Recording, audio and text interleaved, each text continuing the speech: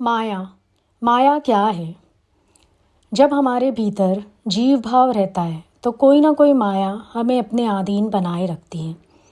ये शुक्राना मानो गुरु का कि वो हमें इतनी सावधानियां दे रहा है कि अगर कोई गुरु को सुन पाए, कैच कर पाए, तो वो अपना कल्याण भी कर सकता है। ऐसा नहीं कि माया सत्संग में कुछ और है और संसार में कुछ और। बात यह है कि जहाँ आप अपने को ढीला छोड़ दोगे, वहाँ दिक्कतें शुरू हो जाएंगी। अगर अपने को थोड़ा सा बना लिया, सतर्क कर लिया, तो आप जहाँ हो वहीं सावधान होकर भी जी सकते हो। अब इतना सब गुरु हमें बता रहे हैं, लेकिन जिसको मज़ा आया हुआ है, रस है, वो गुरु को अनसुना करेगा और सोचेगा ये तो ऐसे ही कह रहे हैं, मैं तो ठीक चल रहा हूँ, मेरे को अहंकार कहाँ है, मेरे को फला बात कहाँ है। कोई भी विचार वो अपने आप को देखकर सेटिस्फाई कर लेगा। ये हो गया अपने साथ धोखा।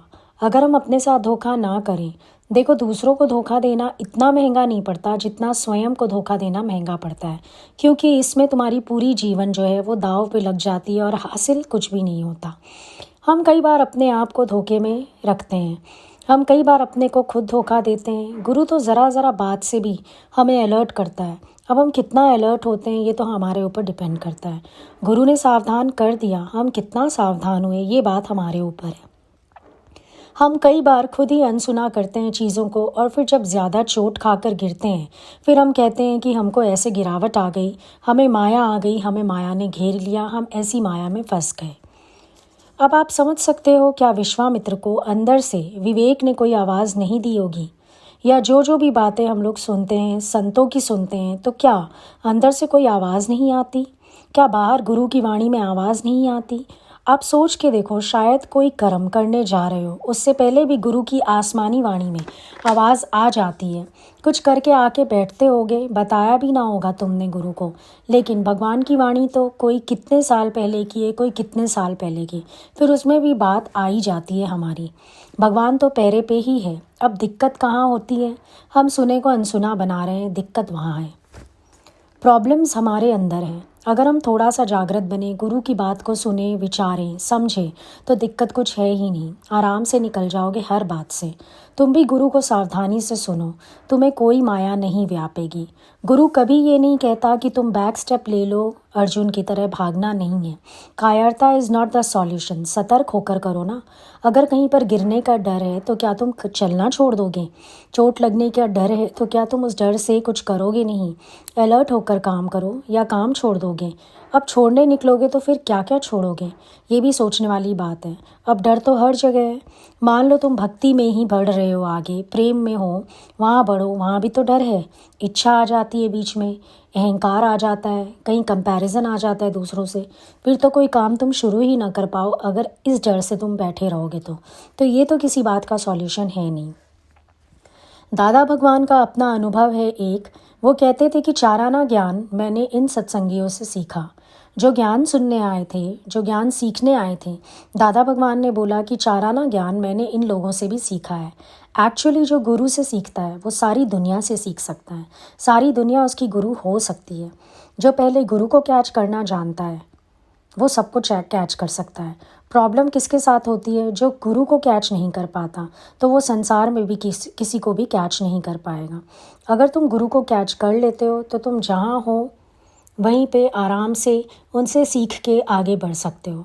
बहुत कुछ सिखाते हैं अगले लोग हमें, उनके मन का स्वरूप भी पता चलता है, तो मालूम पड़ता है अच्छा मन ऐसा भी होता है।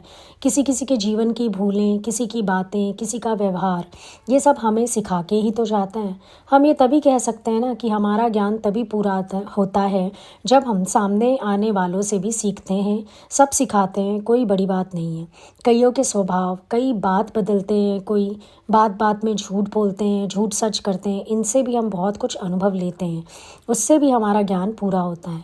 कई बार इन लोगों के साथ बरतते हुए भूलें होती हैं, जब अगले पॉइंट आउट करते हैं हम फिर एक बार सीखते हैं, देखो गुरु के पास हम खुद ही सावधान हैं।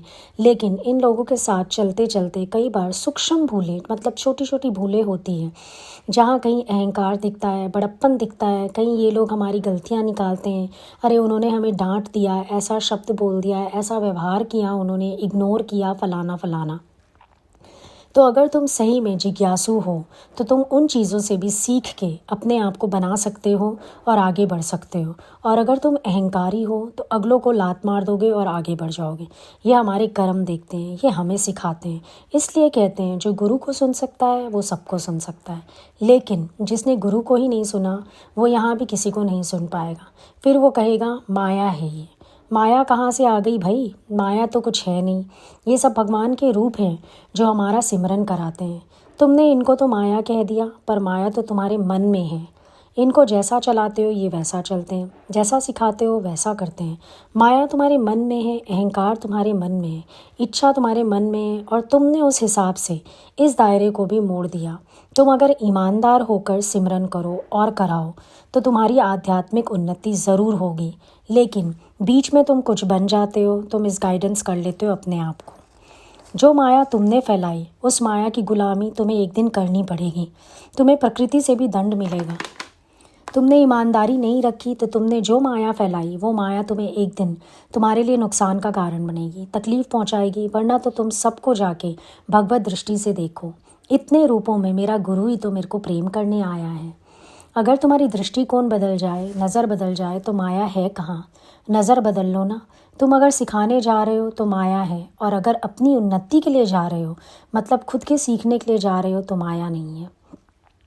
अब सपोज़ एक पेड़ है, वो अपनी जड़ें गहरी करता है रोज़, तो कोई उस पेड़ से फल ले जाते हैं, कोई फूल ले जाते हैं, कोई उसकी छाया में बैठते हैं। तो क्या वो ये कहेगा कि ये माया है सारी, इन्होंने मेरी उन्नति रोक दी? उसने अपनी उन्नति रोकी ही नहीं। तुम बैठ जाओ, खाए जाओ, वो तो अपने साथ मेहनत करने में लगा हुआ है। जड़ें और गहराई में सींचो ताकि ये फल फूल आते रहें और सबको इससे तृप्त होते रहें। हमारा भी नज़रिया यही होना चाहिए। हम करेंगे अपना उद्धार, हम दूसरों के उद्धार की क्यों सोचें?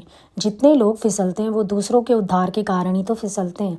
सोचते हैं हम दूसरों का उद्धार करेंगे, उसी में वो खुद गिर जाते हैं। दूसरों को हाथ देने के चक्कर में अपना बेड़ा ही डूबता है। चल पड़े दूसरों को समझाने। ये मार्ग है ही नहीं किसी के लिए, ये मार्ग अपने लिए है, सिर्फ अपने लिए। अगर सोचोगे ना दूसरों के लिए, तुम उसकी माया में ही लिप्त हो जाओगे। डॉक्टर ने दवाई दे दी, उसके बाद वो भी निश्चिंत होकर अपने घर चला जाता है।